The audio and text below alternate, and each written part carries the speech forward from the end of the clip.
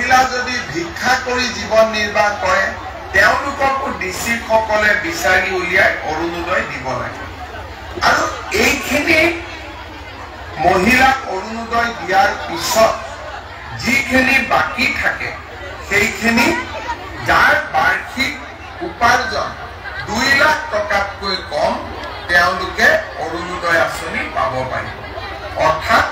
প্ৰথমতে বিধৱা ডাইভোৰ্স মহিলা দিব্যাংগ ব্যক্তি থকা পৰিয়াল আৰু বেমাৰী ব্যক্তি থকা পৰিয়াল HIV থ্যালাসেমিয়া হিমোফিলিয়া আৰু ভিক্ষা কৰি খোৱা আই মাতৃ সকলক আগত অৰুণোদয় দি যিখিনি বাছি ৰব সেইখিনি আমি দুখীয়া পৰিয়ালক অৰুণোদয় দিম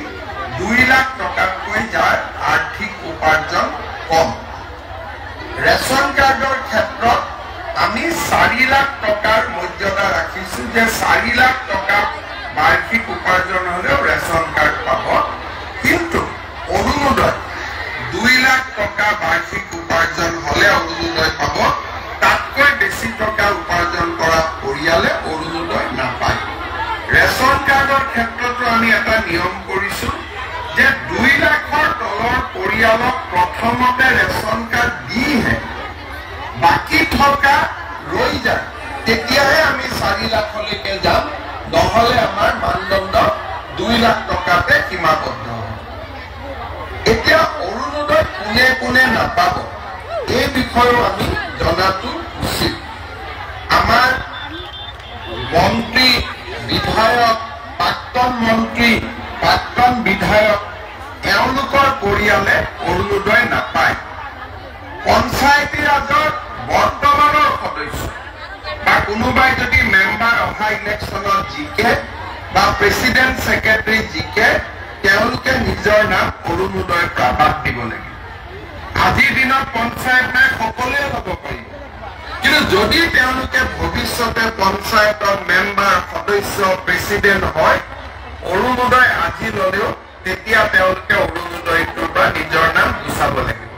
যিসকলে মেম্বাৰ প্ৰেসিডেন্ট হম বুলি ভাবি থৈছে তেওঁলোকে পইণ্টটো মনত ৰাখিব চৰকাৰী চাকৰিয়াল পেছাদাৰী ব্যক্তি শিক্ষক পেঞ্চনাৰ আন কোনেও অৰুণোদয় নাপাব আনকি অংগনবাদী কৰ্মী আশা ৱৰ্কাৰেও অংগনবাদী আমাৰ অৰুণোদয় নাপাব তেওঁলোকৰ কাৰণে আমি বেলেগকৈ চিন্তা চৰ্চা কৰি আছো কিন্তু অৰুণোদয় আঁচনি চৰকাৰৰ পৰা উপাৰ্জন কৰা ব্যক্তিয়ে লাগিলে 1 টকা উপাৰ্জন কৰক লাগিলে 1 লাখ টকা উপাৰ্জন কৰক তেওঁলোকে অৰুণোদয় নাপাব এইটো হ'ল অৰুণোদয় নিয়ম ঠিকাদাৰে অৰুণোদয় নাপাব আৰু অৰুণোদয় আমাৰ যাৰ ঘৰত 4 চকীয়া বাহন আছে 15 বিঘাতকৈ বেছি মাটি আছে এই ধৰণৰ কেইবাটাও নিয়ম কৰা আছে যোনে অৰুণোদয় আঁচনি নাপাব অৰ্থাৎ আমাৰ লক্ষ্য হ'ল যাতে গাঁৱৰ আৰু চহৰৰ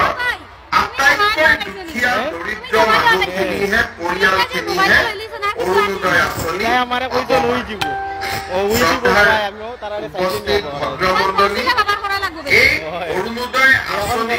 ৰূপায়ণৰ বাবে আমি নিৰ্দিষ্ট দিনো আমি ভাবো যে অৰুণোদয় পুৰণা বেনিফিচিয়াৰী আৰু নতুন বেনিফিচিয়াৰী এই গোটেইখিনি অৰুণোদয় কিনি সমাহিত কৰি ল'বলৈ আমি আজিৰ পৰা ব্যৱস্থা আৰম্ভ কৰিম 19 সেপ্টেম্বৰ 2024 পৰা আৰু আমাৰ লক্ষ্য যে আমি জানুৱাৰী মাহলৈ এই গোটেই selection form fill up affidavit এই গোটেই কামখিনি আমি সমাপন কৰিব পাৰিম এতিয়া